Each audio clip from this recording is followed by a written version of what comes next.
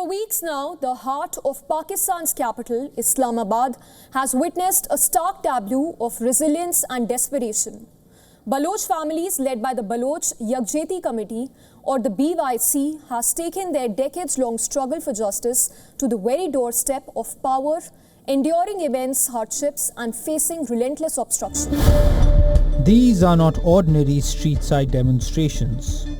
It's a desperate cry for answers, a painful and extended vigil for sons, fathers and brothers who have vanished without a trace. Denied permission to set up tents, brave Baloch women, mothers and children have faced the elements head-on, from scorching heat to recent heavy monsoon rains, refusing to budge from their peaceful sit-in near the National Press Club in Islamabad.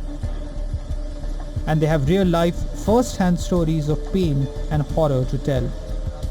At the forefront of this courageous movement is Dr. Mehrang Baloch, a young activist whose own family's suffering epitomizes the crisis. Her father, Ghaffar Baloch, was forcibly disappeared multiple times. His mutilated body eventually found. Her brother Nasir, too, was abducted. Islamabad police has sealed off roads where they are protesting, deployed buses to block public view, anything to keep their voice unheard. The BYC has released its semi-annual human rights report for January to June 2025, detailing widespread state repression across Balochistan. And some alarming figures have emerged. 752 people were forcibly disappeared in the first half of 2025 alone.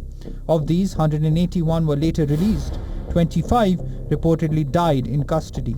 The whereabouts of 546 individuals remain unknown.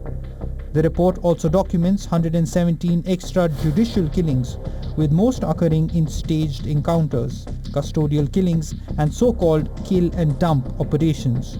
The Makran region witnessed the highest number of disappearances, with Frontier Corps personnel identified as the main perpetrators. The majority of victims were students, activists and politically aware youth. The BYC explicitly states these killings appear to be part of a deliberate state policy aimed at crushing political dissent in Balochistan. The report highlights the systematic use of torture against detainees, with signs of severe physical abuse on the bodies of those who died in custody. Amnesty International and Human Rights Watch frequently highlight cases of individuals detained without cause. Many are later found dead with signs of torture in what are termed fake encounters or kill and dump incidents. The Baloch Yagjeti Committee's core demands are clear and urgent: an immediate end to enforced disappearances, safe return of all missing persons, accountability for those responsible for unlawful killings, and dismantling of state-backed death squads. They also called for a UN fact-finding mission to investigate human rights violations. Enforced disappearances have become a systemic crisis in Pakistan, particularly in Balochistan. They are fueled by a long-standing insurgency and allegations of resource exploitation. Despite constitutional guarantees and international obligations under treaties like the ICCPR, the judiciary has largely been unable to hold security agencies accountable. As these families continue their sit-in, drenched but undeterred, their message echoes far beyond these barricaded roads.